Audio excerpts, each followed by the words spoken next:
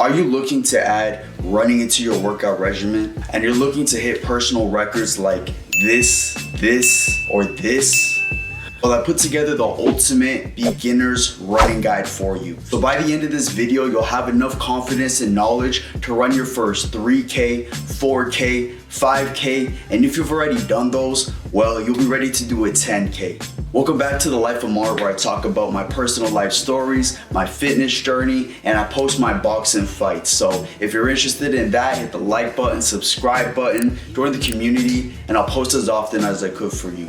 So now with the warmer weather coming into play, a lot of people are reintroducing or just starting to introduce working out into their life. So that can be trying to get their summer body going on, just looking to shed an extra 5 or 10 pounds, or just looking to get into general shape. And if you stick to this plan and introduce it to your workout routine, I can confidently affirm with you that you will see results within 1 to 2 months, whether that be shedding 5 to 10 pounds, getting that summer body back, or just getting your overall general cardiovascular health back into play. I'm about to drop some gems on you guys, so take some notes, get ready.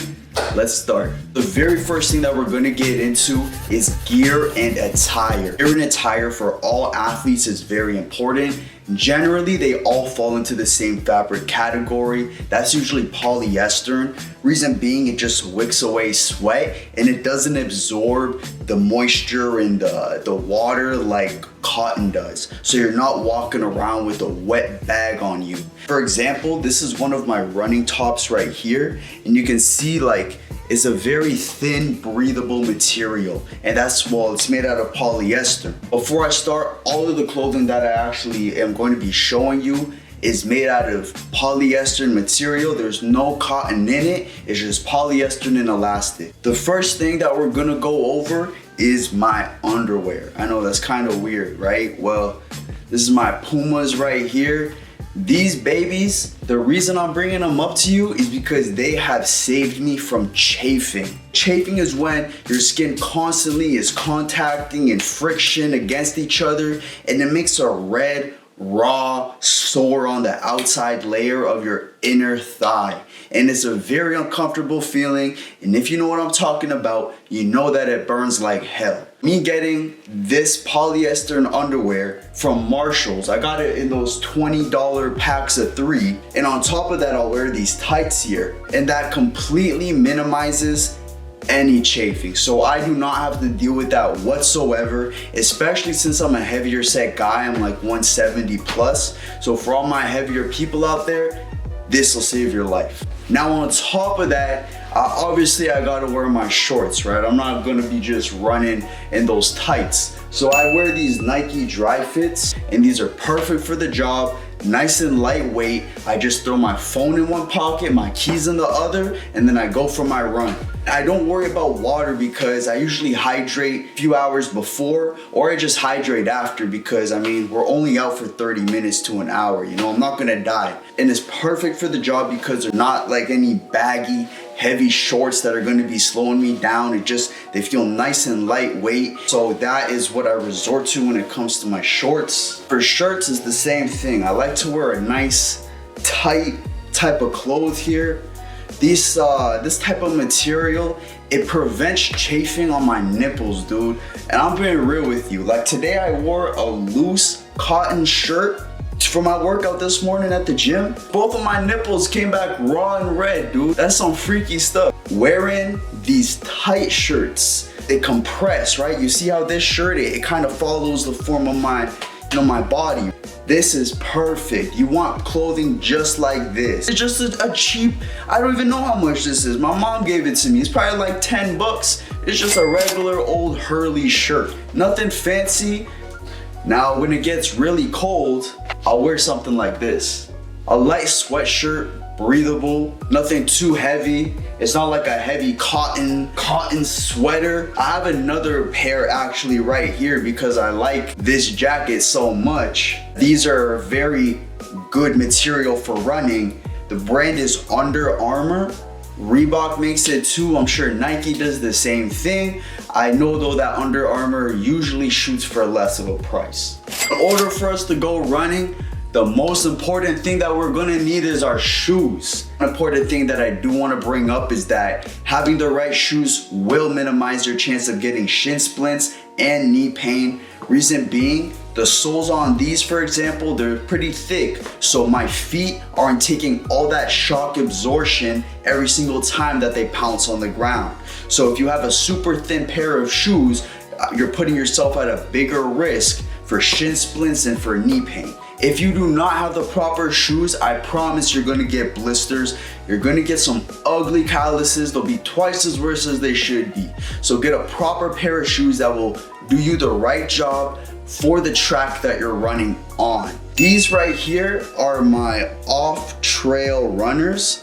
They're Salomons, and I use these in the winter as well.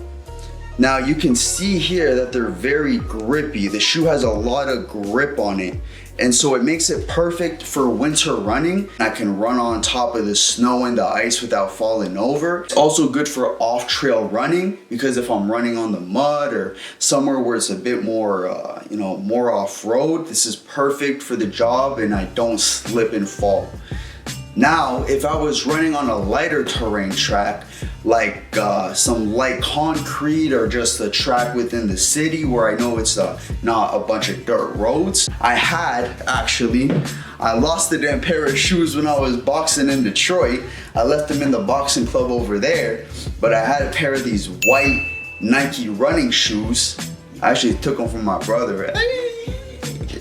You don't know this. Anyways, these are the shoes that I like to wear for a lighter track. It's a light material, light on the foot. You don't feel like there's blocks on your feet. It makes you more nimble. You're a bit more loose, or have a better pace going. So shoes are very important. So now that we got our running shoes, our running attire, you're now ready for step number 2, which is making a plan. You might be saying to yourself now, I got this and this and that to do. I don't know when I'm gonna find the time to do this, but I wanna do it. Luckily for you, all you need is 3 days of the week to get this done. So that could be Monday, Wednesday, Friday. That could be Saturday, Sunday, Monday. I don't know, whatever works for you. So you don't need to commit like a 2-hour workout or a 3-hour workout. You can get a great workout within half an hour. You can do it before you go to work. Trust me, it's not that complicated.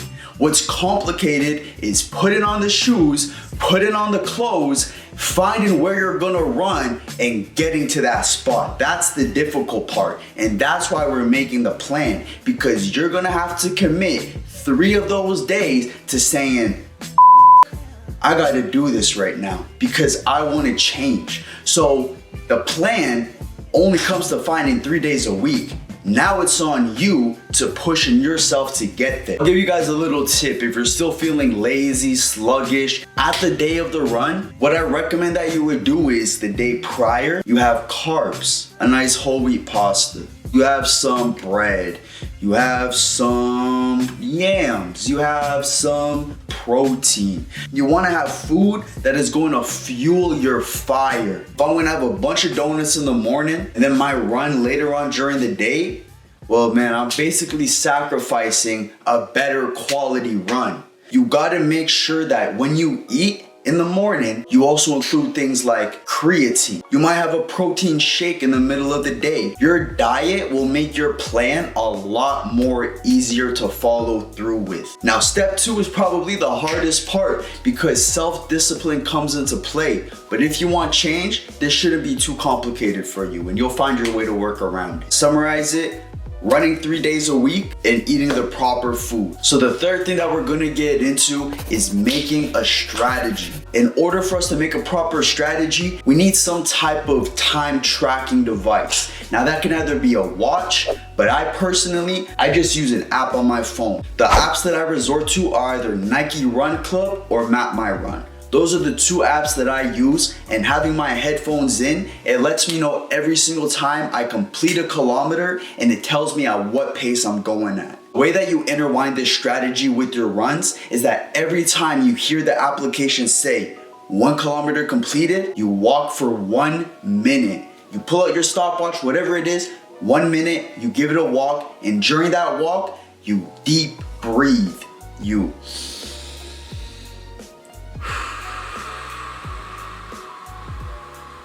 You let it all out, all the oxygen out your lungs until you feel your lungs burn. And then you go a full inhale. And then when you're fully inhaled, you go and then after that you go all the way out until you feel your lungs burn again. By the end of that minute, after that first kilometer, if you follow that breathing exercises, your lactic acid would have dissipated enough and your breathing would have caught back up enough for you to get right back in to another second kilometer burst. One important thing that I do want to mention is that you don't want to kill yourself, especially if you're first starting to run. You're going to experience things like knee pains, shin splints, your calves are gonna burn. It's not a fun time, but I promise that if you push through the pain and you pace yourself and you don't overexert yourself too many times, keep it to 3 days a week like I said, you'll overcome all of those forks in the road, like a shin splint, knee pains, all that. It'll go away. So now that you got these 3 things down packed, you've got gear and attire, you've made a plan, and you've got a running strategy, you're more than ready for your run. But now you're watching this and you're like, how can I get any faster? Here's 2 runs that I did in the same location, same week, 2 or 3 days apart from each other. And you can see that on my second run, I beat my first time by 30 seconds, and I also ran more of a distance, just by a bit, but I did more. What I'm trying to get through here is that consistency makes results. So if I weren't to have ran that day, I would have not gotten any better results that other day of. This is basically the definition of the seeds that you plant are going to be what you harvest. And this is especially when it comes to the life of athleticism. We're at the very 5th and last thing, which is reflect. You want to look back at that run and think, damn, did I even try? Or you want to look at your time and say, damn it, I could have beat myself by 30 seconds faster. You want to push yourself to a newer standard. You want to set the expectation that your next run is going to be better than your last run.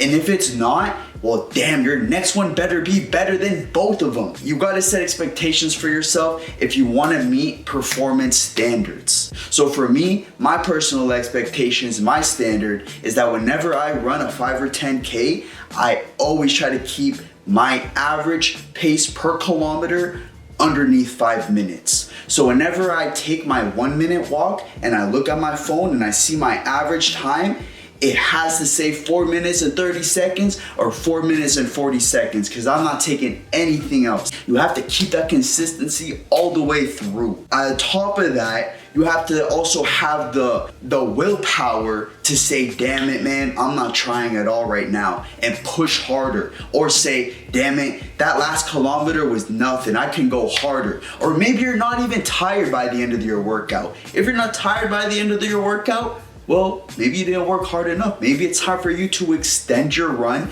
do an extra kilometer. So maybe instead of 5 kilometers, you do 6 now. It doesn't hurt to go an extra mile, especially for me. I always do it because I have a competitive mindset. One thing that keeps me going is that I like to envision the champion version of myself and what he would do. And you're damn right he would run that extra mile. And so what do? I run that extra mile as much as I hate it. And that is what made me run my 10Ks. That's what made me run my 15Ks, because I said to myself, damn it, that version of me would have done it. All right, guys, so to recap over everything, gear and attire, proper strategy, having a plan, and once you have that, you can go on your first run. Then afterwards, focus on improving your speed, and then reflect on each run that you have. And I promise if you stick to this plan, you will get that summer body. You will lose that 10 pounds. You will get into shape. You might just become an athlete or a runner on accident. Once it's intertwined into your mind, damn, it's stuck there. Like, I cannot go long without running or I go crazy, dude. It's literally a part of my life now. So if you watched this video and you did a 5K, 3K, 4K, go comment your times down below. I want to see it. Keep me pumped, guys. Thanks for watching. Don't forget to like, comment, and subscribe. Thanks for tuning into The Life of Mar.